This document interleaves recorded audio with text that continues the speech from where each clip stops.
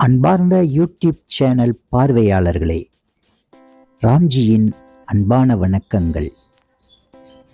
நாம் இப்பொழுது காண்பது கடும் கடும் கடும் என்று 7 முறை சொன்னாலும் தகாது.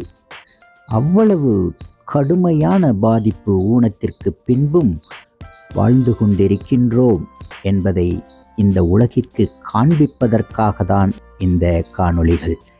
இதை வைத்து நாங்கள் உங்களிடம் பரிகாரமோ உதவியோ கேட்பதற்கு இல்லை. ஆனால் நீங்கள் கொடுப்பதற்காக, நாங்கள் வாங்குவதற்காகவே, தர்மங்கள் எங்களை கொண்டு வளர்வதற்காகவே பிரபஞ்சத்தின் வரலாறு. ஆம், நாம் இதற்கு முன்பு 2 கடும் பாதிப்படைந்த மயோபதி என்று சொல்லக்கூடிய தசை சிதைவு நோயினால் பாதிக்கப்பட்டோர்களை நாம் கண்டோம்.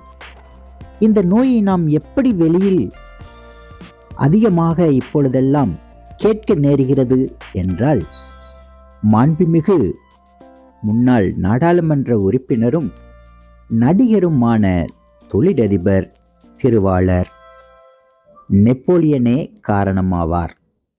ஏனென்றால் அவருடைய மகன் தனுஷுக்கு இங்கு மருந்து இல்லை என்பதைக் கண்டு உலக நாடுகளில் தேடி என் மகனை சரி செய்து விடலாம் என்று போன நேரத்தில் லண்டன், அமெரிக்கா ஆய்வகங்கள் கூறிவிட்டன, இது DNA குறைபாடு, இதை நிவர்த்தி செய்ய இயலாது, இருக்கும் நிலையில் அவர்களை மனமகிழ்வுடன் வைத்து கொள்ள வேண்டும் என்று கூறிவிட்டனர்.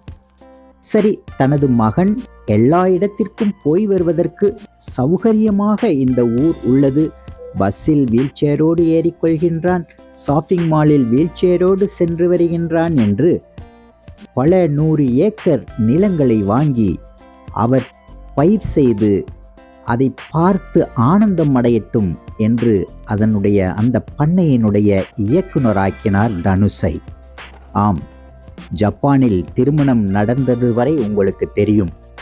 ஆனால் நெட்டிசன்களே, ஒரு விஷயத்தை ஞாபகத்தில் வைத்துக் கொள்ளுங்கள். யாரெல்லாம் பணம் கொடுத்து நெப்போலியன் வாங்கிவிட்டார் அந்த பெண்ணை தன்னுடைய மகனுக்காக என்று கூறினீர்களோ, இப்பொழுது அந்த நெட்டிசன்கள் சென்று அந்த மகனை பராமரிக்க முடியுமா?